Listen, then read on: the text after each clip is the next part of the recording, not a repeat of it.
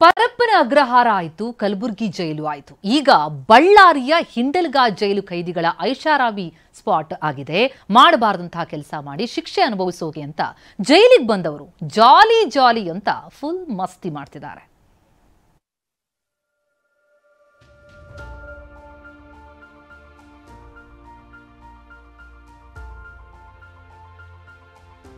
Reels ಮಾಡೋದೇನು, ಇಸ್ಪಿಟ್ ಆಡೋದೇನು, cigarette, ಮದ್ಯ ಎಲ್ಲಾ ಸಿಗತ್ತೆ.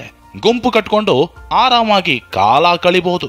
ಇದ್ಯಾವುದೋ ಹೋಟೆಲ್ ರೆಸಾರ್ಟ್ ದೃಶ್ಯವಲ್ಲ, ಬೆಳಗಾವಿ ಹಿಂಡಲಗ ಜೈಲಿನ ಕರ್ಮಕಾಂಡ ಇದು.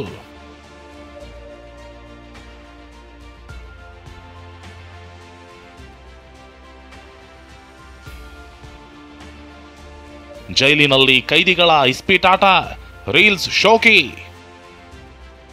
ಬೆಳಗಾವಿ ಹಿಂಡಲಗ ಜೈಲಿನಲ್ಲಿ ಜಾಲಿ ಜಾಲಿ. ಹೌದು, ಬೆಳಗಾವಿ ಹಿಂಡಲಗ ಜೈಲಿನ ಅಸಲಿ ಕಹಾನಿ ಇದು. ದುಡ್ಡು ಕೊಟ್ರೆ ಇಲ್ಲಿ ಏನ್ ಬೇಕಾದ್ರೂ ಸಿಗುತ್ತೆ. ಕಂಬಿಯೊಳಗೆ ಕೈದಿಗಳು ಹೇಗ್ ಬೇಕಾದ್ರೂ ಇರಬಹುದು ಅನ್ನೋದಕ್ಕೆ ಈ ವಿಡಿಯೋಗಳೇ ಸಾಕ್ಷಿ. ಬ್ಯಾರಕ್ನೊಳಗೆ ಗುಂಪು ಕಟ್ಕೊಂಡು ಸಿಗರೇಟ್ ಸೇದುತ್ತಾ ರಾಜಾರೋಷವಾಗಿ ಇಸ್ಪೇಟಾಡ್ತಾರೆ. ಜೈಲೊಳಗೆ ಪೋಸ್ ಕೊಡ್ತಾ ರೀಲ್ಸ್ ಕೂಡ ಮಾಡ್ತಾರೆ.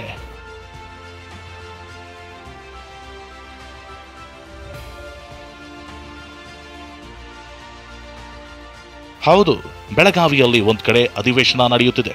ಇದರ ನಡುವೆ ಹಿಂಡಲಗ ಜೈಲಿನಲ್ಲಿ ಕೈದಿಗಳ ದರ್ಬಾರ್ ದೃಶ್ಯಗಳು ಬೆಳಕಿಗೆ ಬಂದಿವೆ. ಜೈಲಿನ ಸರ್ಕಲ್ 2ರ 2ನೇ ಬ್ಯಾರಕ್ನಲ್ಲಿ ಕೈದಿಗಳು ಆರಾಮಾಗಿ ಇಸ್ಪೀಟಾಡ್ತಿದ್ದಾರೆ. ಮುಂದೆ ಮೊಬೈಲು, ಸಿಗರೆಟ್ ಪ್ಯಾಕ್ ಕೂಡ ಇಟ್ಕೊಂಡಿರೋದು ದೃಶ್ಯದಲ್ಲಿ ಸ್ಪಷ್ಟವಾಗಿ ಕಾಣ್ತಿದೆ. ಮತ್ತೊಂದು ವಿಡಿಯೋದಲ್ಲಿ ಗಾಂಜಾ ಕೂಡ ಇರೋದು ಬಯಲಾಗಿದೆ. ಬೆಳಗಾವಿ ಮೂಲದ ಕೈದಿ ಸುರೇಶ್, ಶಿವಮೊಗ್ಗ ಮೂಲದ ಆನಂದ್ ನಾಯಕ್ ಸೇರಿ ಹಲವರು ಈ ವಿಡಿಯೋದಲ್ಲಿದ್ದಾರೆ. ಗಾಂಜಾ ಡೀಲರ್ ಶಾಹಿದ್ ಕುರೇಶಿ, ನೆಲಮಂಗಲದ ಮುಬಾರಕ್ ಈ ವಿಡಿಯೋ ಮಾಡಿರೋದು ಅಂತ ಹೇಳಲಾಗ್ತಿದೆ.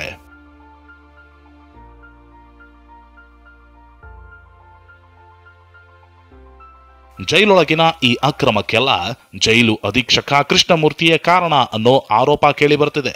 ಹಣ ಕೊಟ್ರೆ ಜೈಲಿನೊಳಗೆ ಏನ್ ಬೇಕಾದ್ರೂ ಸಿಗುತ್ತೆ ಅಂತ ಈ ಹಿಂದೆ ಕೈದಿಯೊಬ್ರು ಜೈಲಿನೊಳಗೆ ಕೂತು ವಿಡಿಯೋ ಮಾಡಿದ್ರು.